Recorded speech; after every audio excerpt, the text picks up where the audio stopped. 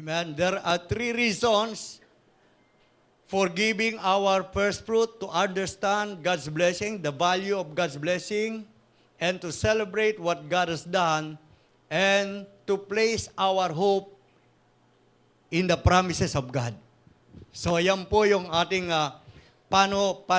bakit tayo o dahilan bakit tayo ay magbibigay ng ating first fruit. At ang napili ko po na text ay Deuteronomy chapter 26 mula sa verse 8 hanggang 11. Deuteronomy chapter 26 verse 8 to 11. Sabi po ng verse 8, inilabas kami ni Yahweh mula sa Ehipto sa pamamagitan ng kanyang kapangyarihan ng mga kakilakilabot na gawa at mga kababalaghan.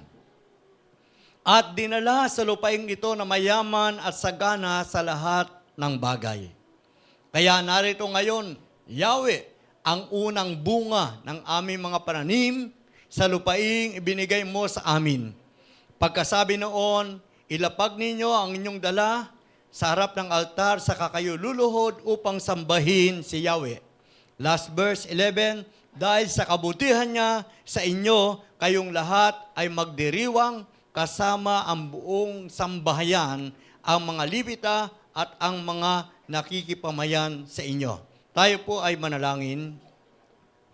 Minamahal namin Diyos na sumasalangit, na naglaba sa mga Israelita sa Ehipto, at ngayon din, Panginoon, kami ay kasama doon dahil kay Jesucristo ay nakalaya kami sa mga sumpa, sa kahirapan, nakalaya kami, Panginoon, sa mga sakit karamdaman. Maraming salamat.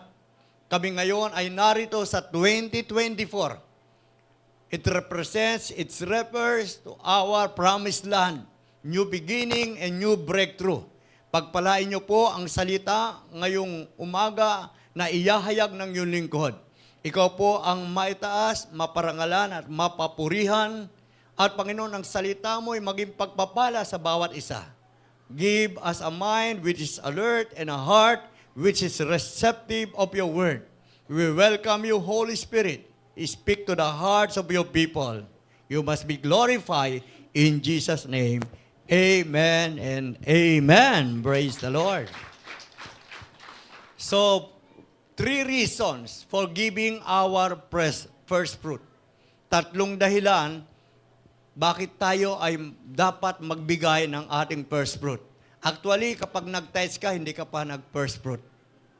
Dahil ang tithes ay God's property. Kaya kapag hindi mo binibigay ang iyong tithes, inaangkin mo ang God's property.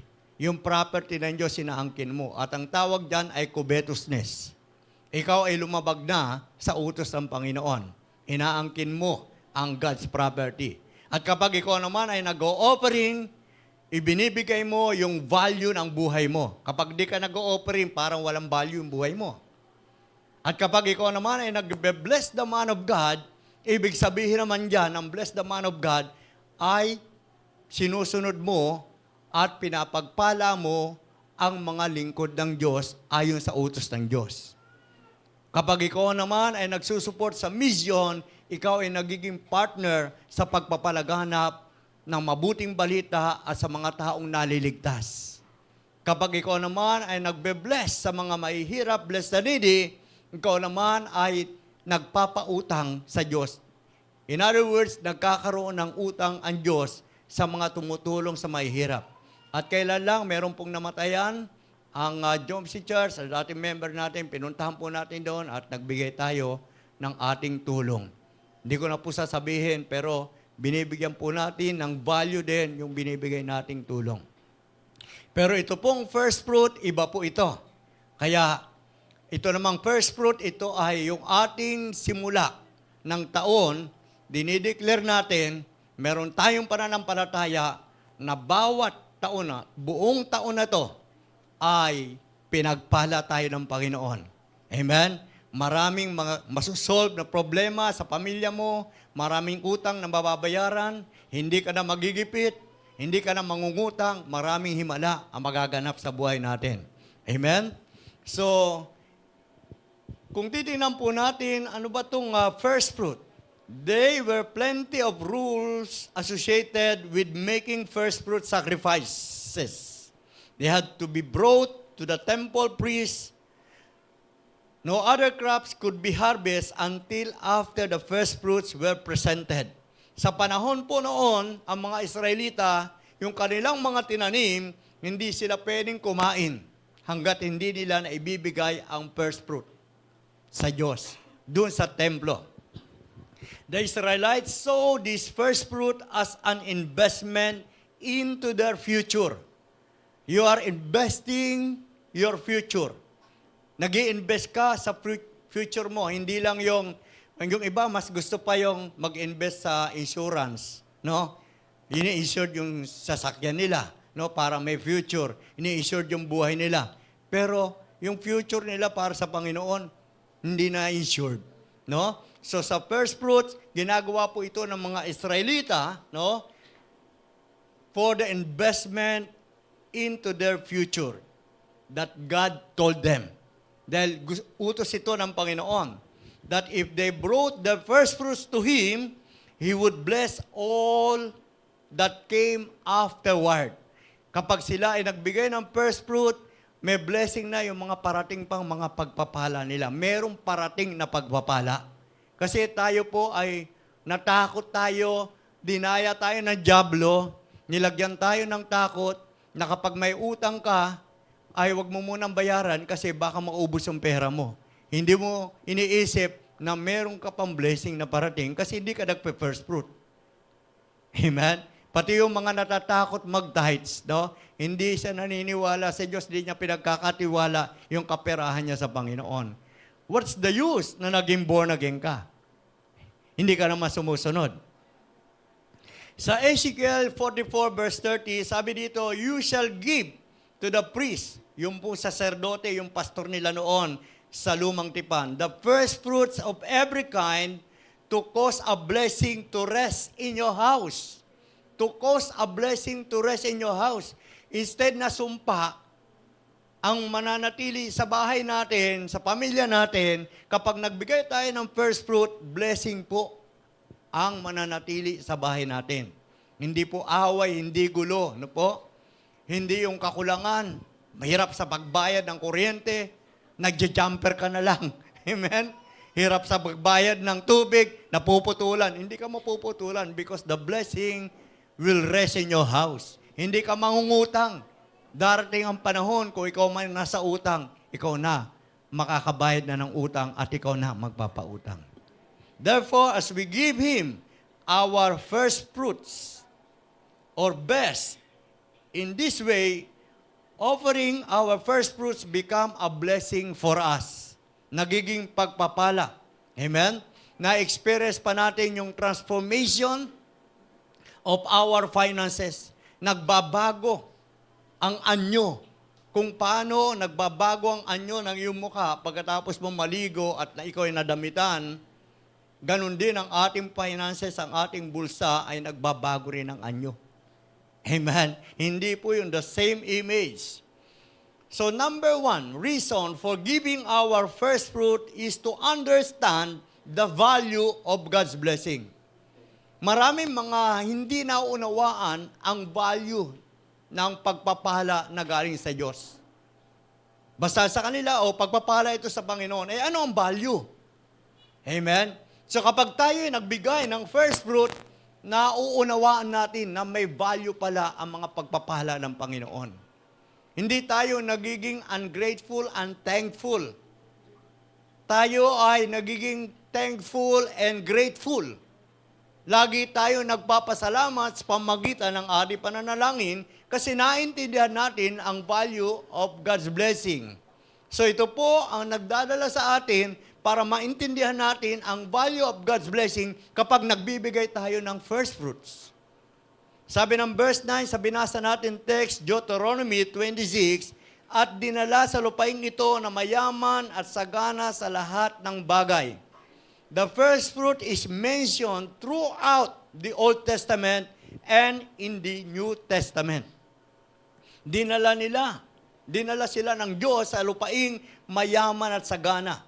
At sila ay nagtanim doon at yung kanilang unang ani ibinibigay nila sa temple. Sabi ng Exodus 23 verse 19, as you harvest your crops, bring the very best of the first harvest to the house of God, your God. Best po kasi yung una eh. Kaya nga po, meron tayong panganay, meron tayong tinatawag na yung pong birthright. No po? Ito pong birthright ay kapag ka marami silang magkakapatid, kung sino yung panganay, doble po ang kanyang mamanahin. Kaya mahalaga po yung first fruit, kahit po sa paghahandog, ay mahalaga po yung una. Yung hindi po yung mga inahandog nila noon, ayaw ng Diyos na may mga bulag na hayop na hinahandog, may mga galis, mga pilay. Ano po? Ang gusto ng Diyos, ihandog nila yung walang kapintasan. Ito po ay inuutos ng Panginoon. As you harvest your crops, bring the very best of the first harvest into the house of God, your Lord. Sa New Testament, sabi po ng 1 Corinthians 15 verse 20, Paul mentioned Christ as the first fruit of those who have fallen asleep. Si Christ po ay naging first fruit doon po sa mga namatay. Amen? Namatay ang pananampalataya para mabuhay ang ating pananampalataya, para magkaroon ulit tayo ng kaligtasan. Binigay ng Diyos si Christ as first fruit para tayo ay mabuhay, maglingkod, mapatawad sa ating kasalanan, magkaroon ng pangalan sa langit, magkaroon ng buhay na walang hanggan. Dahil kay Jesus Christ na first fruit na binigay. Tingnan niyo po yung effect. Buong mundo pwedeng mapatawad sa kasalanan. Kaya lang, hindi buong mundo nag-response doon sa panawagan ng Panginoon. Hindi sila naniniwala na unless a man be born again, he cannot enter the kingdom of God. Ang pinaniniwalaan nila ay gumawa ka ng mabuti, huwag kang gagawa ng masama, ikaw ay ligtas na. Hindi po. Kung ganun lang ang kaligtasan, paano naman ang mga nasa kulungan? Paano naman ang mga taong masasama? Sa Diyos po, walang favoritism. Amen? Kaya po si Christ para sa lahat ng mga napapahamak, ibinigay upang hindi na tayo mapahamak at mapatawad pa tayo sa ating kasalanan. Kasi tayo dapat ang paparusahan sa ginawa nating kasalanan. Tayo dapat ang masusumpa. Pero si Kristo na bilang first fruit ay inandog ng Diyos Ama para tayong mga nasumpa ay makalaya sa sumpa. Sumpa ng sakit, karamdaman, sumpa ng kahirapan. Para tayo po'y palayain sa sumpa ng kamatayan sa impyerno. Amen? We must understand the value of God's blessing. Maraming pa rin minsan mga born again, parang yung value ng God's blessing ay wala nang saysay sa kanila. Okay lang yan, na-bless ako ng Panginoon, pero dapat maintindihan mo sa pagbibigay mo ng first fruit, ikaw ay nagbibigay ng value doon sa pagpapala ng Diyos sa iyo. Minsan hindi pinapahalagaan ang pagiging born again, hindi pinapahalagaan ang kaligtasan, hindi pinapahalagaan yung talent, yung anointing, hindi pinapahalagaan yung kanyang membership sa church. Kung gusto lang umabsent, absent. Kung tumatagal ka na sa church, kung ayaw maglingkod, kasi walang value sa iyo. Amen? Pero tingnan mo, kapag nagbibigay ka ng first fruit, isa ng paglilingkod mo yan sa Panginoon. You understand the value of God's blessing. Jesus was God's first fruit. His one and only Son and the best humanity had to offer. God gave up Jesus for us in the same way that we have to sacrifice the best we have for Him. Amen? Ibigay din natin ang the best para sa Diyos. Kaya yung first fruits, we are giving our best to God. As a specific instruction for bringing crops to the temple priest was expanded on later in the scripture. Na-expand na po ito. Amen po? Lumawak na po ito. Dati sa mga Israelita lang, lumawak na po. Kaya ang tawag dito ay timeless principle. Hindi po pwede sabihin sa mga Israelita lang. Kung di sabihin din ng Diyos, paano? Hindi ko rin kayo pagpapalain. Israelita lang pagpapalain ko, Israelita lang pasasaganahin ko. Yung mga born again ngayon, tama na sa inyo yung isang kahig, isang tuka. Papayag ka ba nun? Dapat meron ka pa rin sobra sa bulsa mo, may sobra ka pa rin sa wallet mo. Paano kung eksaktong-eksakto lang yung pamasahe mo, at sasakay ka sa jeep, nakita mo yung pastor mo, wala kang malang magawa. Pastor, lilibre na kita. Kasi eksakto lang. Pero pagka sobra yung pera mo, pwede ka pang manlibre. Pwede ka pang magkawang gawa. Hindi niyo po ba alam, kapag ikaw ay nagbibigay, you are building relationship. At kapag ikaw ay nagbibigay, yung gift mo, ito ay naglalapit sa iyo to the presence of the great. A gift of a giver will usher him into the presence of the great. Napapalapit ka sa Panginoon. Naalala mo ba, yung mga nagbibigayan doon, nakatingin si Jesus. Yung nagbigay, nakita ni Jesus, may value yung binigay. Nung isa doon, hinangaan ni Jesus. Amen? So we must understand, no, in giving value sa blessing na binibigyan ng Diyos sa atin. Amen? Parang ano yun eh. Malungkot ako. Kasi binilihan ko si Sebi Boy ng bike. Yung binili ko sa kanyang bike, hindi niya na ginagamit, nakabitin na doon, na flat na. So walang value. No, hindi niya binigyan ng value. Dapat, yung binibigay sa yung value, halimbawa, sasakyan, binigyan ka sa sasakyan, lilinisin mo naman sa sasakyan, sakay ka ng sakay. Na-flat na lang yung bike doon ni Sepi Boy. Buti kung binili ko lang 2.5. Hindi naman 2.5 ang bike. So, dapat tayo, no? Yung mga blessing ng Panginoon, ipapakita natin ito, i-demonstrate natin to by giving our first fruits. Amen?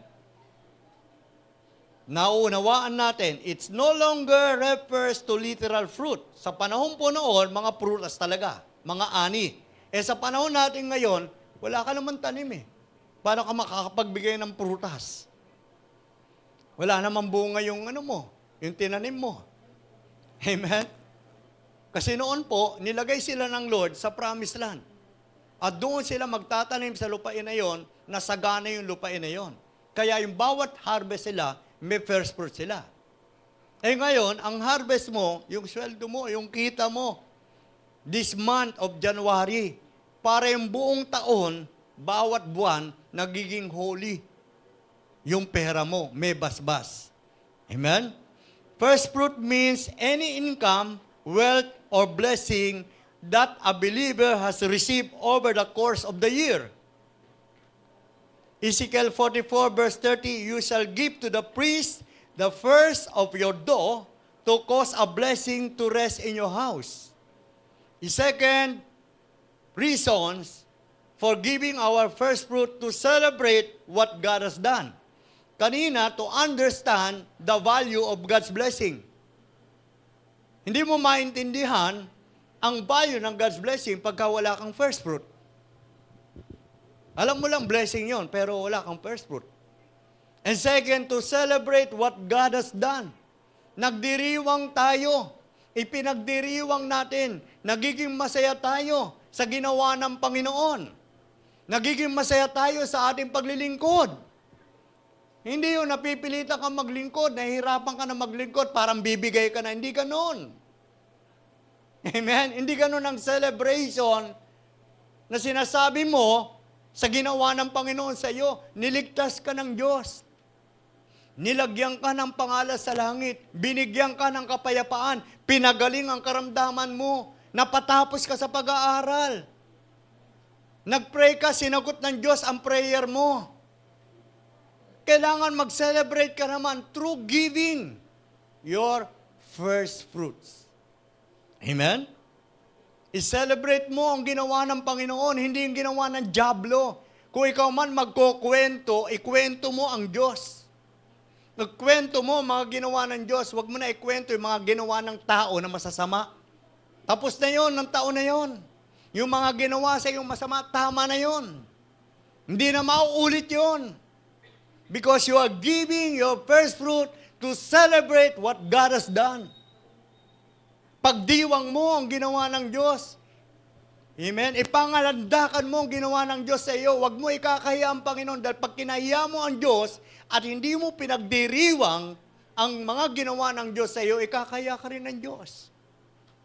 Kaya kapag ikaw ay nagsishare ng gospel, nag-evangelize ka, nag-aakay ka ng mga tao para sa Panginoon, maraming anghel ang nagdiriwang din sa langit. Amen. Sabi ng verse 11, Deuteronomy 26, dahil sa kabutihan niya sa inyo, kayong lahat ay magdiwang. Amen. Yung iba, may ginawa ng mabuti ang Diyos, ayaw pa magdiwang, parang nalulungkot pa. Parang ang nangyari sa iyo, tsamba lang ba? Hindi. Plano ng Diyos na nandito ka ngayon at marinig mo ito. At plano ng Diyos, pasaganahin ang buhay mo at baguhin ang buhay mo. Yung 2023 mo, wala na magagawa yon. Hindi mo na pwedeng ibalik ang orasan. Lahat ng orasan, walang orasan na tumatakbo pabalik. Pati buhay natin, hindi na natin pwede ibalik yung kabataan natin. Sa isip mo na lang mababalik yung pero kabataan mo na lakas, na lumulundag ka, tumatumbling ka, hindi mo na pwedeng gawin yun. Pagka nakaedad ka na, talaga iba na kilos mo. Amen? So tayo dapat i-celebrate natin kung ano ginawa at kabutihang ginawa ng Panginoon. Magdiwang tayo. Whenever you decide to make a first fruit offering, the important thing is to do it freely, with no guilt or obligation. At nagse-celebrate o walang guilt, ito ay malaya niyang ginagawa, voluntarily. Walang guilt, hindi obligasyon. Amen? Yung first fruit natin, hindi mo yan obligasyon. Sine-celebrate mo lang ang ginawa ng Diyos sa buhay mo. Amen? Kahit sa maliit na bagay, dapat mapapurihan mo at maparangalan mo ang Panginoon. At dahil ikaw ay nagpaparangal sa Panginoon na pagkakatiwalaan ka sa isang maliit na bagay, yung first fruit mo nakakaunti, papadamihin ng Diyos yan. Yung tinatides mo, papadamihin ng Panginoon. Iba yung tithes eh. Amen po. Yung tithes din, hindi mo rin pwede yung gastusin pagka nagutom ka. Hindi mo rin pwedeng ibili ng upuan yan. At sasabihin mo, bibili na lang ako ng upuan kaysa ibigay ko pa yung tithe sa church. Hindi po yun. Amen? Mali yun. Huwag mo rin gagastusin yun. Tithes is giving back our money to God because tithes is God's property. Kaya kung marami kang nanakaw na tithes, sabihin, nandirito ay sa church may mga corruption. Kung ang gobyerno may corruption, dapat sa church wala nang corruption. Binibigay natin yung tithes, binibigay natin ang first fruit. Kaysa naman magbigay ka sa doktor. Yung iba, mas maraming pera nilalagay sa bangko kaya sa church. Yung iba, pag pumupunta sa shop, sa mall, mas maraming baon pera. Pag sa church, walang baon. Hindi yan ang breakthrough. Pag pumasok sa Jollibee, isip niya kailangan may dala. Tingnan mo, pag kumain ka sa Jollibee, yung kinain mo na yon, yung binayaran mo na yon, nagbigay nga sa iyo ng kalusugan, pero pagtapos nun, wala na. Pero yung binibigay mo sa Panginoon, habang panahon, may value. Maisa-celebrate mo. Yung binibigay mo sa Panginoon, merong eternal blessing. Eternal return. Amen po?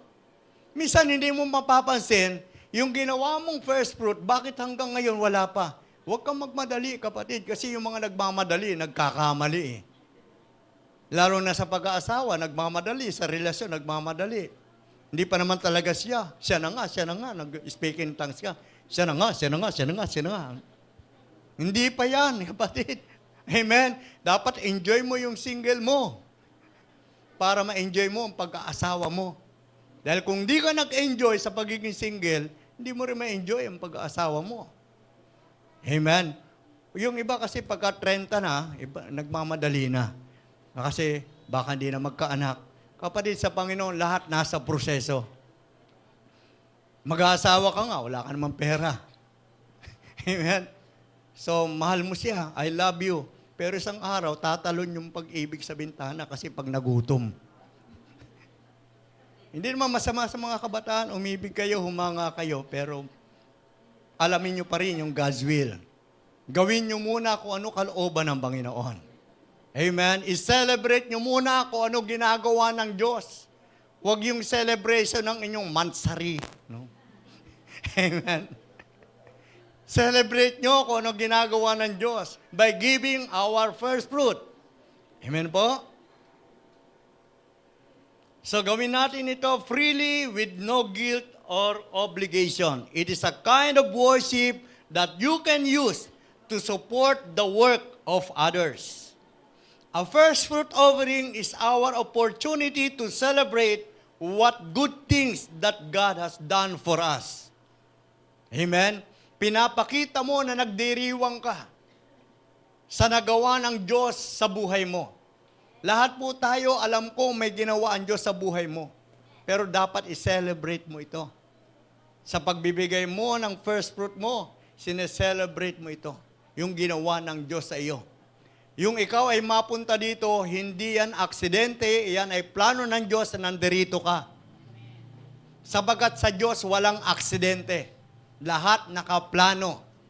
At lahat nasa proseso, dadaan ka talaga sa proseso. Amen po? At hindi ka rin pwedeng mag-shortcut na bukas milyonaryo ka na bukas mayaman ka na, bukas yung pangakong babalik, siksik, lilig, umapaw, ay nandyan na, mag-aantay ka pa rin sa proseso. Amen po?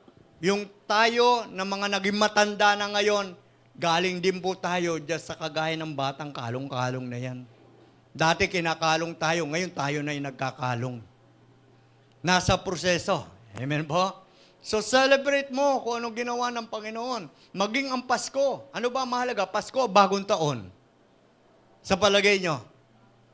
Pasko o bagong taon? Anong meron sa Pasko? Anong meron sa bagong taon? Sa Pasko, merong kaligtasan. Sa bagong taon, merong pagpapala. Kailangan ligtas ka muna.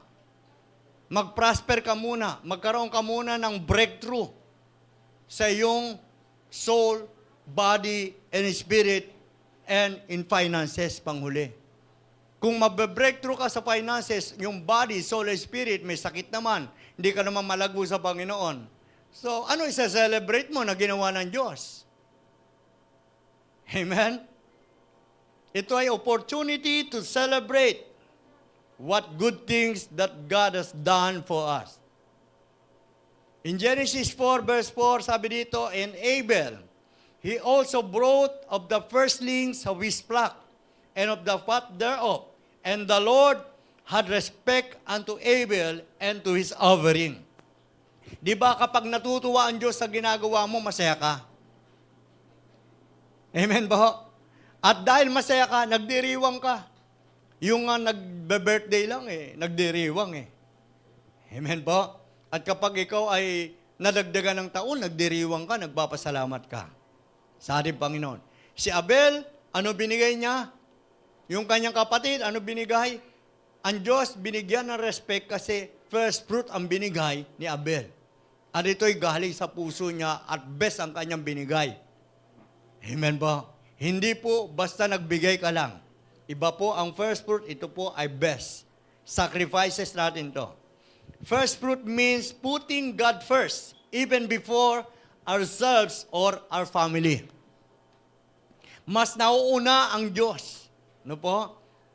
Ito pong first fruit.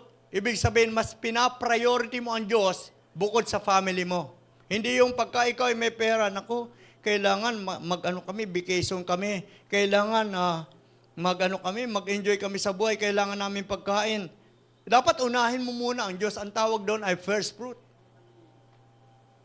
Although, sabi nila, blood is thicker than water dahil kamag-anak mo yan. Pero minsan, yung kamag-anak mo, hindi mo ba alam, Diyos din ang nagbigay niyan. Yung pamilya mo, Diyos din ang nagbigay. Kung wala rin ang Diyos, wala ka pamilya. Amen? Magkakaroon ka ba ng pamilya kung wala ang Diyos?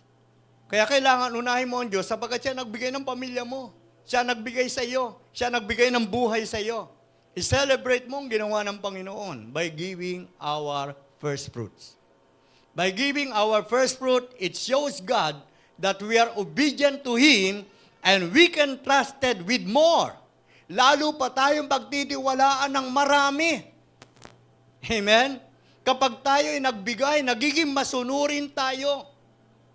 Kapag naibibigay natin ang ating first fruit. Ang tanong, Bishop, wala kaming trabaho. Bishop, wala kaming kinikita, wala kaming income. Bishop, mahirap lang kami. Kapatid, alam mo, hindi naman hihingiin ng Diyos. Matalino ang Diyos.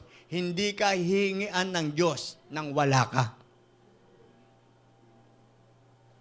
Amen? Hindi ka pipilitin magbayad na wala ka at hindi ka ididimanda at hindi ka ibabarangay ng Diyos kapag wala ka. Alam ng Diyos, meron ka. At alam ng Diyos kung sino pinapriority mo. Kaya kinakausap ka ngayon, i-priority mo siya. Sabagat pinapakita mo na nagse-celebrate ka sa ginawa niya. At pagtitiwalaan ka pa ng mas marami. Tayo po yung mga steward lang dito, mga manager, we are not the owner of the universe. We are steward. Minamanage lang natin. Buhay natin, namamanage ba natin mabuti? Amen? Pinagkatiwala ng Diyos ang buhay, paano natin ginagamit yung buhay natin? Saan natin inuubos ang oras natin? Being generous in this way shows that we are grateful for all God has given to us. Minsan kasi may mga walang utang na loob. Di ba malungkot ka kapag meron kang tinulungan at pagkatapos mong tulungan, tinitingnan ka lang at umaalis na. Minsan nagbigay ka, nasa kotse ka, merong namamalimos, binigyan mo, pagbigay mo, umalis. Tapos may dumating ulit na malimos, binigyan mo, sabi, salamat po, God bless you. Saan ka masaya? Doon sa nagpapasalamat. So tayo po, mapapasaya mo ang Diyos. Amen? Sa pagbibigay mo ng first fruit, sumasaya at humingiti ang langit. Amen? At bubuhos ng Diyos ang pagpapala. Ang sabi niya, iibigin ko kayo, pagpapalain ko kayo, pararamihin ko ang inyong mga ani, ang inyong mga harvest. Hindi kayo magkukulang at magiging sagana kayo, higit sa ibang bansa. So, we must be grateful for all God has given to us. Pagpapasalamat mo yan. In Romans 11, verse 16, sabi dito, if the part of dough offered as first fruit is holy, then the whole batch is holy. Kung ang ibinigay mo ang first part ng dough, ito ay banal, ay inoffer mo, yung kabuuan noon, magiging banal na rin. If the root is holy, so are the branches. Kung walang bulok, ang ugat ng isang puno, maganda ang mga sanga. Kaya kapag ino-offer mo, yung first fruit mo, lahat ng blessing mo naapektuhan. Gumagana, sumasagana, nabubuksan yung mga resources. Amen? Hindi yung pag kinulang ka, utang dito, utang doon. Luma na yun. Luma na yun na minana natin. Hindi yun ang tinuro ng Bible. Ang tinuro ng Bible, hindi ka na mangungutang kapag masunuring ka. Ngayon, makakabayad ka ng utang. Panampalatayaan mo yan. At pag nakabayad ka ng utang, hindi ka na mangungutang. Amen? Kasi hindi naman masama yung mangutang. Ang masama lang, pag nangutang, nagtatago ka na. Pagbayaran. Amen? Kahit ba 100 lang inutang mo eh. Kahit ba kapatid mo yung inutangan mo eh. Kahit ba kapatid mo sa Panginoon, kahit ba mayaman yung inutangan mo, dapat meron kang integrity. Nasabi mo, pahiram muna. Kahit ba 20 pesos lang yan eh. Amen? Para hindi nagkakasira yung mga magkapatiran. Pagka ikaw ay nangungutang, matindi yung takbo ng isip mo. Pagkatapos mo ng mangutang at bayaran, nagkakaroon ng amnesia. Hindi yung tama yun. Hallelujah. So tingnan mo, kapag ka may basbas, yung first part, yung kabuuan, madadamay. Kaya kung binigay mo to, may basbas ito, may blessing itong unang handog mo, yung first fruit mo, lahat ng mga darating sa iyo, may basbas yan. Hindi nanakawin ng demonyo yan. Iingatan ng Diyos yan. Blessing mo. The whole idea behind a first fruit is to put God first. Yun po ang buong idea. The whole idea behind a first fruit gift is to put God first. Tingnan mo, sabi, dadagdag ng Diyos ang lahat ng pangangailangan mo kung uunahin mo ang Diyos. Kung ipa-priority mo ang Diyos, idadagdag ng Diyos ang kailangan mo, hindi ang gusto mo. Amen? Yung mga kailangan natin, hindi magkukulang. Idadagdag yan ng Panginoon kung paano ang ibon nabubuhay, hindi marunong ng ginagawa ng tao. Ikaw pa kayang tao na mas mahal ng Diyos kaysa sa ibon? Hindi mo pwede sabihin, sana ibon na lang ako. Mas mahal ka ng Diyos kaysa sa ibon. Amen po? Yung katabi mo, hindi naman mukhang ibon yan, no? Mas mahal ka ng Diyos kaysa sa ibon. At kung ang ibon ay nabubuhay, hindi nagkukulang, hindi marunong mag-ipon, hindi marunong mag-tithes, hindi marunong mag-first fruit, hindi marunong mag-bless the man of God, hindi marunong mag-support the mission, ay buhay. Ikaw pa kaya na mas mahal ng Panginoon? Amen? Hindi ka papabayaan ng Panginoon. Gusto ng Diyos sumagana ang buhay mo. Amen po? Gusto ng Diyos, meron kang pangkahawang gawa. Gusto ng Diyos, mag-support ka sa gawain. Huwag kay San Miguel. Huwag sa mundo. Amen? Dati na tayo nag-support. Bumibili tayo ng alak, bumibili tayo sigarilyo. We are supporting the kingdom of Satan. Ngayon, ang supportahan mo, ang kingdom of God. Ang pera mo para sa kaharian ng Diyos. Hindi na sa kaharian ni Satanas. At kapag sinuportahan mo yung kaharian ng Diyos, tatanggalin na ng Diyos yung paninigarilyo mo, yung lasa mo sa paninigarilyo, yung pag-iinom mo, aalisin ng Panginoon. Yung ugali mo na naninira ng kapwa, aalisin ng Diyos yan, mababago ang buhay mo. Amen po? Hindi ka napapabayaan ng Diyos na mag-inom ka pa at magsigarilyo. Siyempre, pagka ikaw born again na, ang tagal mo ng born again, di ba? Naninigarilyo ka, parang nahihiya ka sa sarili mo. Pero yung mga kapatiran, hindi naman nahihiya, natanggap ka pa rin. Pero ikaw yung nahihiya eh. Amen? Pwede mo sabihin, Lord, ano na lang, first fruit ko na lang, pambili ko sigarilyo. Kahit asawa mo siguro, nahihiya ka sa asawa mo. Naninigarilyo ka. Nasasabihan ka tuloy ng asawa mo, nakakahiya naman. Di ba yung mga lalaki, dapat di na sila nasasabihan ng lalaki, kayo ang head of the family. Kayo pa yung sinasabihan ng asawa mo, ang baho-baho mo, magsipilyo ka nga, kiss ka sa akin, amoy, ano ka, beha, no? Amen? Hallelujah. Kasama yan sa gagawin ng Panginoon na himala. At magsa-celebrate ka. Amen? Nawala na yung mga bisyo mo. Hindi naman kailangan, lagyan mo ng usok yung katawan mo para mabuhay ka para pumogi ka. Hindi naman kailangan, uminom ka ng alak para ikaw ay maging, tanyag. Mabubuhay ka naman kahit wala yan. Amen po? Example, that maybe donating your first check of the year to the church. O, di lang susupport ka na, may check ka. It may mean that you put this donation first in your budget. Kumuha ka sa budget mo, nag-donate ka sa church bilang first fruit. Nagsa-celebrate ka na. Just make sure that you're prioritizing God in your finances. Tiyakin mo lang na sa kaperahan mo, ang pinapriority mo ay ang Diyos. Make sure. Amen? I-priority mo ang Diyos. Lahat ng kahilingan mo, maririnig ng Panginoon. Kung meron kang inihiling sa Panginoon, ibibigay yan ng Diyos. Yung kalakasan, hindi mo mabibili yan. Galing sa Diyos ang kalakasan. Sabi ni David, ang kalakasan, God is the strength of my heart and my soul forever. Amen? Hindi mo yan mabibili kahit saan ka pumuntang SM. Kahit saang department store, kahit saang tindahan, makakabili ba ng kalakasan? Sandali lang yung kalakasan magbibigay sa'yo ng vitamina, babalik na naman yung ano mo, hina mo. Kahit magsumba-sumba ka, mag-workout ka, mag-jogging ka, meron Diyos na talaga nagbibigay ng kalakasan. So, isa-celebrate mo yon by giving your first fruit. Amen?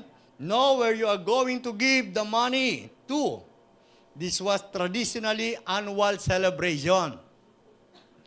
Practice natin ito. Taon-taon. But you can give as often as you like. Making it a part of your routine will help. Ito yung ating annual na ginagawa.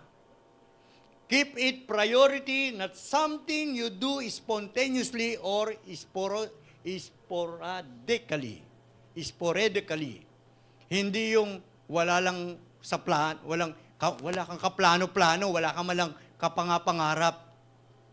Ipangarap mo ito talaga, iplano mo ito, gawin mo itong priority. Hindi spontaneous, hindi sporadically. Making first fruit offering demonstrate obedience to God rather than your money. Sino sinusunod mo? Yung pera mo o ang Diyos? Kasi pagka ang pera, ang ginawa mong master, terrible yan. Saan-saan ka dadali ng pera? Dapat ang master mo ang Diyos. We cannot serve two master. We cannot serve God and money. Amen? At the same time. Because we love the other and we hate the other. Matthew 6:24. Hindi mo pwedeng paglingkuran ang pera at ang Diyos. Hindi mo pwedeng gawing Diyos ang pera. Hindi mo pwedeng gawing Diyos siya at ludan siya at sambay siya at sundin siya. Dapat ang pera ang susunod sa iyo. Sasabihin mo sa pera, money, I command you to come in my house. Ano ba inutusan mo pumunta sa bahay niyo? Sa negosyo mo, I command money to come. Pagka ang bumibili, ay mga halagang tiga 100, 20 pesos. Gawin mong money to come, 1,000 money. O, di may bibili sa'yo, may order sa'yo ng malaking order. Amen? So, magse-celebrate ka, di ba? Dahil ginawa mo nung January, magse-celebrate ka sa buong taon, bawat buwan. Amen po? Ito ay dinedemonstrate natin, demonstration of being obedience to God rather than your money. Sino ba masusunod sa inyo? Yung pera mo o ang Diyos? Ang pera, utusan mo lang yung pera. Kasi servant mo yan. Ang Diyos, sundin mo kung ano sinasabi ng Diyos. Yung buhay mo aayos. Gumawa ka ng iba't ibang formula para maayos ang buhay mo, wala pa rin. Ang Diyos pa rin ang mag-aayos ng buhay mo. Parang tao, gusto mag-asawa kasi para makumpleto daw ang buhay. Nung nag-asawa, lalo lang sumama yung buhay. Kasi ang magkukumpleto talaga ng buhay mo, ang Diyos. Hindi yan mapapangasawa mo ang magkukumpleto ng buhay mo. Pag nag-asawa, minsan hindi na nag-iintriga yung lalaki. Hindi na nag-iintriga, kaya ang ginagawa ng babae, mag-aanap buhay na lang. Minsan, may mga kanya-kanyang pera di mga mag-asawa eh. Pero pag na-born again kayo, yung pera uutusan nyo, hindi kayo utusan ng pera. Hindi mo ba alam, kapag hindi ka nag-iintriga sa asawa mo, inuutusan ka na ng pera. Kasi ano na kayo eh, meron na kayong conjugal property. Hindi na isa ang may-ari. Yung pera ng asawa mo, pera mo rin yon. Yung pera mo, pera din ng asawa mo yon. Hindi na kayo kanya-kanya. Kasi iisa na kayo. Amen? Paano kayo magse-celebrate? Nagkakanya-kanya kayo. Kaya kung gano'n lang pag-aasawa, para walang kwenta. No? Kaya kung may asawa kayo, mag-intriga kayo sa asawa nyo. Huwag yung, ako na bahala dito. Bigay mo sa asawa mo, papagandahin pa niya yung pera.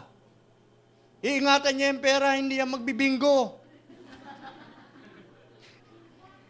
Amen? Iingatan niya yan. Ba't ikaw ang mahawak? ikaw yung lalaki, mag-intriga ka. Nung kinasal kayo, yun ang usapan, mag-iintriga ka, hindi na sa nanay.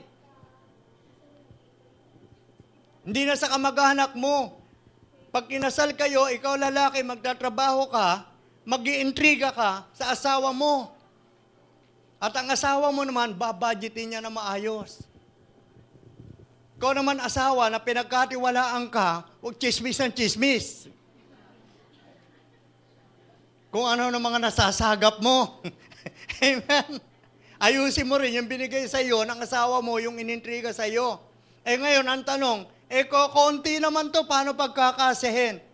Diyos ang gagawa ng himala sa pera mo. Kung ito ay pine-first fruit mo.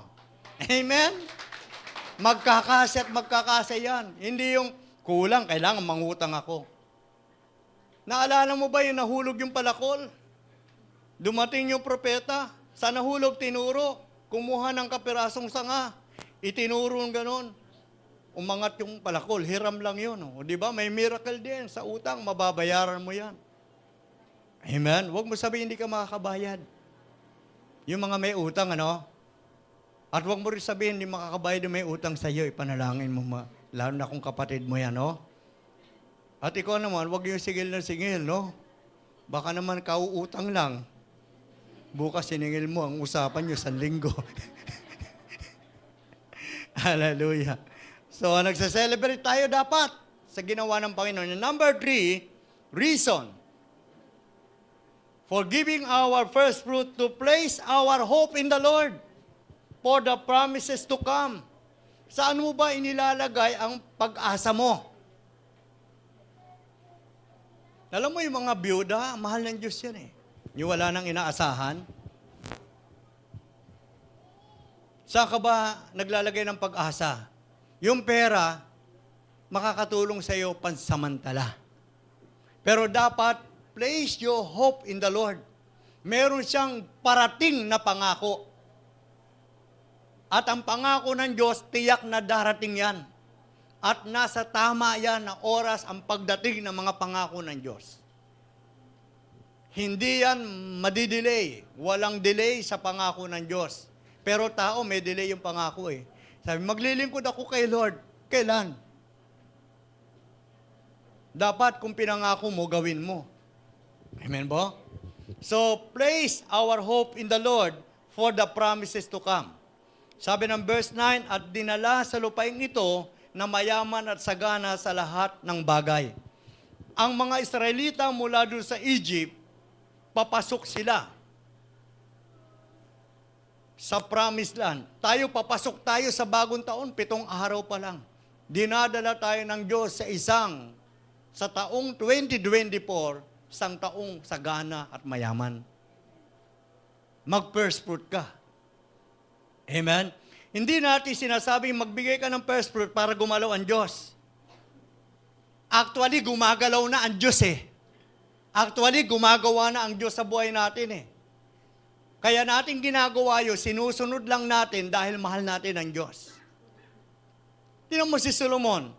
Solomon gave 1,000 burnt offering because Solomon loved the Lord. Ginagawa natin ito dahil mahal natin ang Diyos. Sabi nga nila, matagal na itong kasabihan, we cannot love without giving.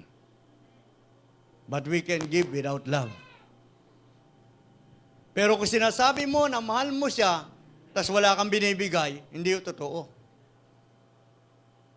Amen ba? We cannot love without giving. Pero pwede tayong magbigay na walang pag-ibig. Gaya ng mga salita, saksak mo sa baga mo, yan na nga, yan, hiningi mo, saksak mo sa baga mo, walang pag-ibig yun. Pero kung sasabihin mo, mahal mo ang Diyos, di ka naman nagbibigay ng first fruit, hindi po pag-ibig yun. Ano tawag doon? Sabihin mo, mahal mo ang Diyos, pero wala ka naman binibigay sa Panginoon, hindi po yung pag-ibig. Pagnanasa yun. Amen? Pagnanasa. Pag sinabing pagnanasa, na ginagawa ito, kaya pala gusto niya mapangasawa yung pinagnanasahan lang pala niya. So, walang pag-ibig. Hindi matibay. Magiging pagsasama.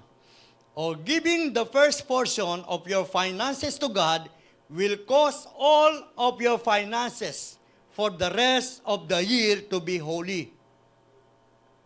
Sa buong taon, yung finances mo nagiging banal, nagiging holy.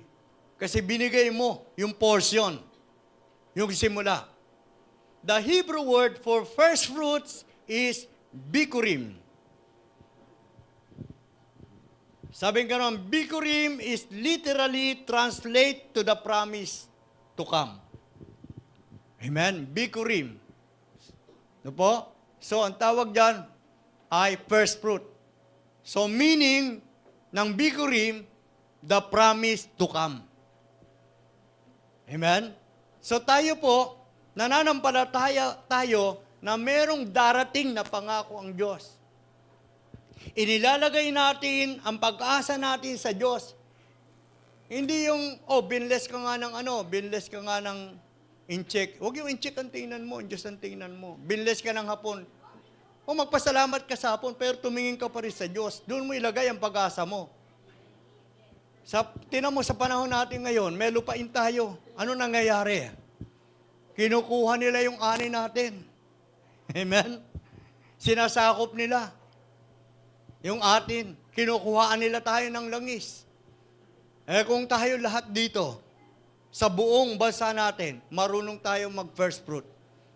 At alisin natin ang pagsamba sa Diyos-Diyosan. Alisin natin mga Diyos-Diyosa sa puso natin. Wala sumpa. Ang mangyayari, pagpapala. Kaya lang nasusumpa, kasi merong pagsuway. May pagsamba sa Diyos-Diyosan. Kaya yung pera, pwede maging Diyos-Diyosan eh. Pag hindi ka nagbibigay ng first fruit, Diyos-Diyosan na yan. Amen po? Hindi mo rin ma-enjoy yung susunod mong ani. Kasi yung first fruit pa lang, nilabag mo na ang Diyos. Hindi mo ma-enjoy yung susunod mong harvest. Kasi sa panahon noon, bago mo ma-enjoy ang second harvest, yung first fruit, ibigay mo muna. Hindi ka po pwedeng kumain doon sa unang bunga. Amen? So ito ay the promise to come. So place our hope to God for the promises that will come. Amen? It is a way of saying, God, you can trust me with the increase.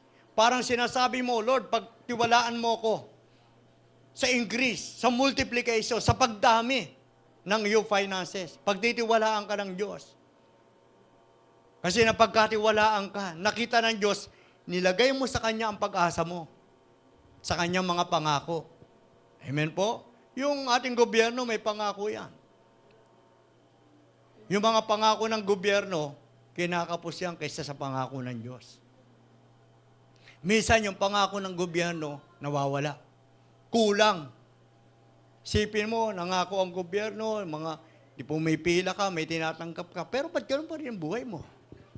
Di ka pa rin nakapaglilingkod sa Diyos. Tapos yung mga tinatanggap mong tulong ng gobyerno, napupunta pa sa iba. Pinapausok mo pa yung uso mo, no? Tapos, yung hasang mo, nilalagyan mo pa ng pampasariwa, no? Amen? So tayo, pag nagbibigay tayo, at inaasa natin ito, ang pag-asa natin ay nandoon sa mga pangako ng Diyos, yun ang ibig sabihin na kapag first fruit ka. Nilalagay mo ang pag-asa mo sa mga pangako ng Diyos. Amen? Ang Diyos, napakaraming pangako ang Diyos at meron ding utos ang Diyos.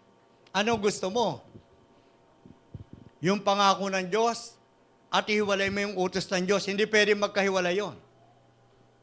Bago mo matanggap ang pangako ng Diyos, sundin mo muna ang utos ng Diyos. Walang pangako ang Diyos ay bibigay sa iyo pag hindi mo nasunod ang kanyang utos. Yung pangako ng Diyos, pasasaganahin kita at magiging pagpapala ka sa marami. Bawat pamilya ay pagpapalain dahil sa iyo. Sumunod ka muna, Abraham. Bago pinagpala ng Diyos si Abraham, sumunod muna si Abraham. Iniwan niya ang kanyang pamilya. ang kanyang tatay na may mga Diyos-Diyosan. Isinama niya ang kanyang asawa at pumunta siya sa lupaing ibinigay ng Diyos sa kanya. At mula kay Abraham, kay Isaac, kay Jacob, hanggang sa panahon natin, yung pangako nandun pa rin. Papasaganahin kita, pagpapalain kita. Sino man magpala sa iyo, pagpapalain ko rin. Amen? Kapag pinagpala mo ang isang tao, pagpapalain ka rin ng Diyos. Pinagpala mo ang lingkod ng Diyos, pagpapalain ka rin ng Diyos. Amen po? The offering of first fruit was likewise an expression of faith that something else, the harvest of the crop, would come later. Merong harvest na darating. Amen po? Di ba napakaganda pag-asa? Yung pangako ng Diyos, ilagay mo. Yung pag-asa mo doon sa pangako. Yung asahan mo yung pangako ng Diyos. Yung pangako ng tao, hindi naman masama, pero wag mo ilagak dyan ang 100%. Ilagak mo sa Diyos. Kasi may mga tao, yung pangako ng tao, mas mahalaga kaysa pangako ng Diyos. Ibahin mo, kapatid. Magbago ka na. Doon pa lang, change your mindset. Pag binabasa mo ang Bible, napakaraming pangako ng Diyos. At kayang higitan ang pangako ng tao. Sabi ng James 1:17, every good and every perfect gift comes from above the Father who loves us. Lahat ng mabuting bagay ay galing sa Panginoon. Ginagamit lang ng Diyos ang tao. Ginagamit ng Diyos ang negosyo mo, ginagamit ng Diyos ang boss mo, ginagamit ng Diyos ang kumpanya, pero galing lahat sa Panginoon. Amen? Place our hope and to the promises of God. Amen? Expression ng ating faith ito. First fruit offering, express thankfulness for His provision and anticipated what was to come. Anticipate natin, meron darating. Anticipated. Mangyayari yun. Di ba pag sinabing anticipated, alam ko na, gagawin niya yan eh. Pag dumating dito, di ba, meron ka mga kapatid o kakilala, kaibigan. Yung kapatid mo, pag dumating sa bahay nyo, alam mo na, anticipated mo na kung anong gagawin. Yung inaasahan mo na. So, i-anticipate na natin kung ano ang darating na pagpapala ng Panginoon. Huwag yung matakot ka, naku, maghihirap ako, baka binigay ko itong tithes, wala na kaming budget. Gawin mo muna. Ano sabi ng mga sundalo? Obey first. Before you complain. Kung ginagawa mo sa sundalo, gawin mo lalo sa Diyos. Sumunod ka muna sa Diyos. Bago ka magreklamo, binigay mo yung tithes mo, binigay mo yung first fruit mo, nag-bless naman ka, nag-support ka sa mission, nag-bless the needy ka, nag-support ka. Ngayon, tsaka ka magreklamo, Panginoon, kailangan ko po ng pera ngayon, tulungan mo ko. I place my hope in your promises, Lord. Pwede mo sabihin sa Panginoon, kung di mo ginawa yon, sasabihin mo, kasi di ko nagawa yung utos sa Panginoon, kaya eto ako, tanggap mo na lang tuloy. Yun nangyari sa iyo. Yung kagipitan mo, tanggap mo na. Sasabihin ng demonyo, buti nga. Kapag tayo sumusuway sa Diyos, natutuwa yung demonyo. Kapag tayo sumusunod sa Diyos, nalulungkot ang demonyo. Anong gusto mo? Pasayahin ang Diyos? Ano gusto mo? Pasayahin ng demonyo? Sino gusto mong pasayahin? Ngayong born again ka na, wala ka na ibang pasasayahin. Wala nang puwang ang demonyo para sumaya. Ang Diyos ang ating pasasayahin. Ang Diyos dapat mapapangiti sa ginagawa mo. Amen? Ang demonyo napapangiwi sa pagsunod natin sa Diyos. Dati hindi ka born again. Laman ka ng lansangan. Laman ka ng sugalan, laman ka sa sabungan. Kasama ka sa mga taong mapanira pag may dumaan lang. Ay, iyan, si ano yan eh. Di payuki. Ay, iyan, si ano yan. Dalawa asawa niyan. No? Ay, iyan, si ano. Ano yan eh. Nagnakaw doon. Wala ka na papag-usapan kundi yung mga tao. Ang dapat pag-usapan ang Diyos. That is none of our business na pag-usapan natin kapwa natin. Kung yan ay may nakikita ka sa kapwa mo, mag-ingat ka na lang kaysa ikalat mo pa ang kanyang kasamaan. Malay mo magbagong buhay siya, mapahiya ka pa. Isang araw, nandito na pala sa church, no? Sa Exodus 23 verse 30, in these verses, it states, the first fruit offering could activate the 5 blessings. There are 5 blessings of first fruit. Number 1, our enemy is also his enemy. Kapag tayo ay nagpe-first fruit, ang blessing, yung kaaway mo, kakaawayin din ng Diyos. Amen? Di mo na siya ibabarangay. Kung kaaway mo asawa mo, di mo na ibabarangay yun. Kaaway na ng Diyos yun. James 4:4, ang sino man nakikipag-kaibigan sa mundo ay kaaway ng Diyos. Amen po? So dapat, yung first fruit, makita natin ang ginagawa ng Diyos sa ating mga kaaway. Hindi mo na ipapagdasal, mamatay asawa mo, madapa, maghirap. Yung kaaway mo, bahala na ang Diyos. Kaaway kasi ng Diyos yun, hindi mananalo yun. Pangalawa, na blessing ng first fruit, no diseases will come near to you. Sabi na Exodus 23, verse 25, I will bless your bread and water, and I will take away sickness and disease in the midst of them. So, no disease. Hindi ko na padadapuin sa inyo ang mga sakit na pinadapo ko sa mga Egyptian. Ang mga sumpa na dinala ko doon, hindi ko na ilalagay sa inyo. No disease will come near you. So, sa year na ito, dapat i-activate ang faith natin. Hindi ka magkakasakit. Amen po? Hindi lang sa ospital mapupunta ang pera. Hindi ka magkakasakit, makakasimba ka lagi. Hindi yung inubo, sinipon, tinrangkaso. Minsan, siguro, pinapahinga ka ng Lord, baka sobra ka sa trabaho, kaya ka nasipon. No? Nag-first fruit ka naman, sinipon ka, no? Natrangkaso, baka pinapahinga ka ng Diyos kasi trabaho ka ng trabaho, negosyo ka ng negosyo, walang simba. Kaya pinapahinga ka ng Lord. Alam naman ng Lord yung ginagawa mo. And next, fulfillment of your long-lasted life. Verse 26. Sabi gano'n, haba ang iyong buhay. And for fruitful life and the possession of the promised land. Magiging mabunga yung buhay natin. Productive tayo. And number 5, angels that will walk in front of you. Yung mga anghel, nandyan kasama natin. Now, before I close, alam natin yung 3 reason to understand the value of God's blessing and to celebrate what God has done and to place our hope in the promises of God. So, yung pong reason bakit tayo ay nagbibigay ng first fruit. Before I close, bago po ako magwakas, ito pong sinasabi ng Panginoon sa atin. The first fruit offering teaches us to honor God with the first and the best of any blessings bestowed upon us that will be ongoing in our lives. Merong mga ongoing parating sa buhay natin na pinagkatiwala ang Panginoon. Kaya tayo nag-first fruit, tayo nagbibigay ng parangal sa Panginoon. Dahil binigyan mo ng honor ang Lord, bibigyan ka rin ng honor ng Lord. The first fruit offering represented an acknowledgement of God's ongoing blessing. Na-acknowledge natin, hindi huminto ang pagpapala ng Panginoon. Parang langis doon po sa babae na pinakuha ng man of God, hindi nauubos, lahat ng sidlan ay napuno. Ito po ang pinagkatiwala sa atin ng Panginoon. Merong ongoing blessing, ina-acknowledge natin ang Diyos. Ibinigay ito sa atin.